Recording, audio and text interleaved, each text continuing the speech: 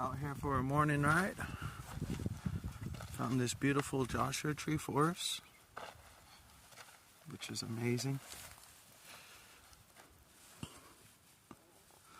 Look at this big one. Or maybe these are yuccas. I think these are yuccas. Letting the bike cool down.